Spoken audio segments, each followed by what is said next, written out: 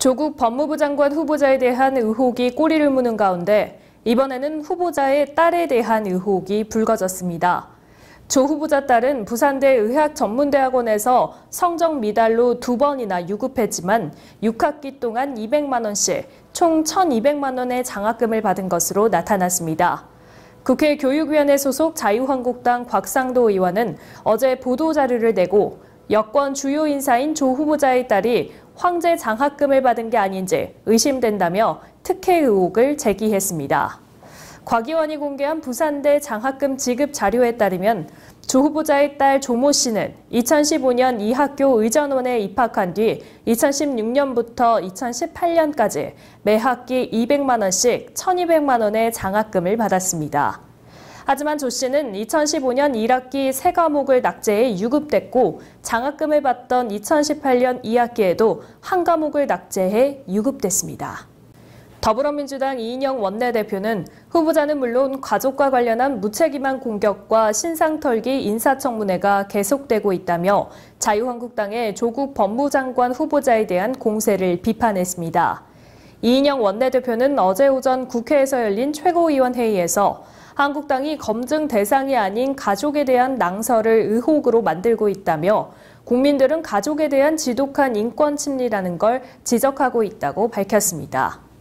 이 원내대표는 한국당이 청문회 날짜는 잡지 않고 뜬 소문만 가득하게 만들고 있다며 변죽만 올리는 청문회로 전락시키지 말고 국회는 후보자의 역량과 자질을 검증해야 한다고 주장했습니다.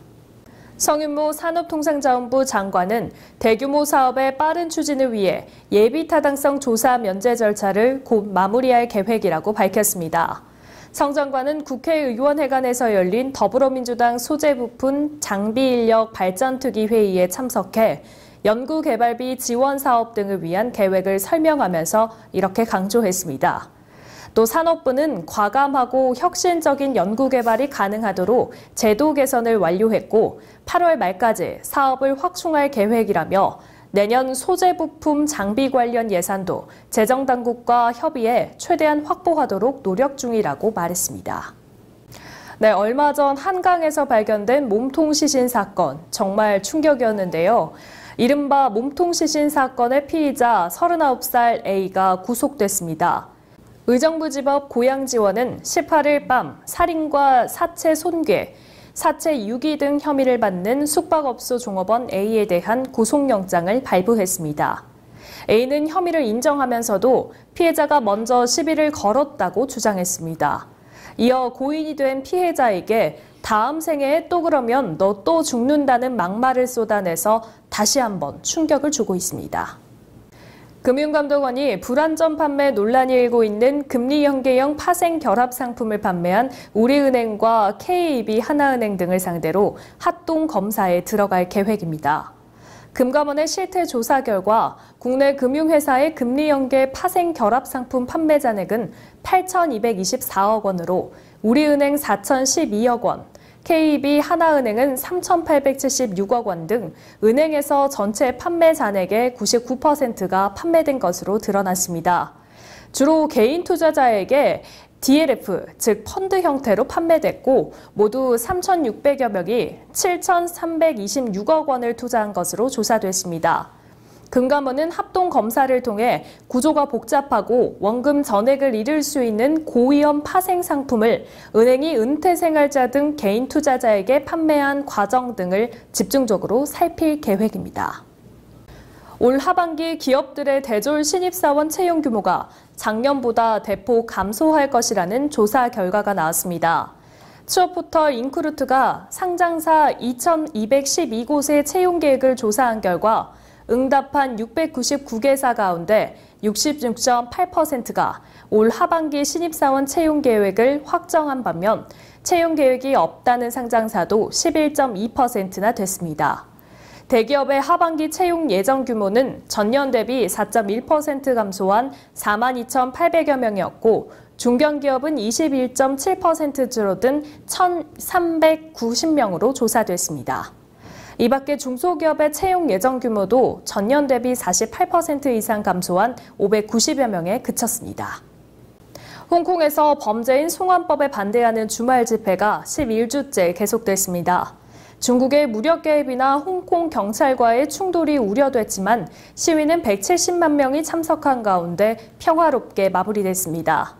최근 수위가 높아진 경찰의 진압에 대비하기 위해 시위대는 시작부터 평화, 이성, 비폭력을 강조했습니다. 하지만 이번 달 말에도 민간인권 전선이 주도하는 대규모 집회가 예정돼 있고 중국 전국인민대표회의에서 시위대는 법에 따라 처벌할 것이라고 밝힌 만큼 무력 진압 가능성은 여전히 남아 있습니다. 새 예능 가치 펀딩의 첫 프로젝트인 배우 유준상 씨의 태극기암 크라우드 펀딩이 화제를 모으고 있습니다. 일제강점기 역사를 되돌아보고 태극기의 진정한 의미를 되새기며 배우 유준상 씨의 나라사랑에서 시작된 태극기암 펀딩이 열렸는데요. 태극기암의 가격은 3.1운동 100주년을 기념한 31,100원으로 책정됐고 펀딩 수익금 전액은 독립유공자를 위해 기부된다고 합니다. 뜨거운 진심이 시청자의 가슴에 울림을 주며 8.15 광복절의 의미를 담은 1차 목표 금액 815만 원을 훌쩍 넘겼습니다. 미 프로야구 텍사스의 추신수 선수가 3년 연속 20홈런을 달성했습니다. 추신수는 홈에서 열린 미네소타와의 경기에 1번 우익수로 선발 출전해 팀이 2대3으로 뒤진 7회 말 상대의 빠른 공을 받아쳐 시즌 20호 동점 홈런을 터뜨렸습니다. 8일 만에 홈런을 기록한 추신수는 한 시즌 개인 최다 홈런 기록에도 2개 차로 다가섰습니다. 네, 한풀 꺾인 더위로 폭염에 대한 답답함이 좀 가셨을 것 같습니다. 그런데 우리 사회의 답답함이 여전합니다. 하루가 멀다 하고 일어나는 강력범죄와 공직자 의혹 등이 그 답답함인데요. 하루빨리 이런 점들도 좀 시원하게 해소됐으면 좋겠습니다. 오늘 뉴스 여기서 마치겠습니다. 시청해주신 여러분 고맙습니다.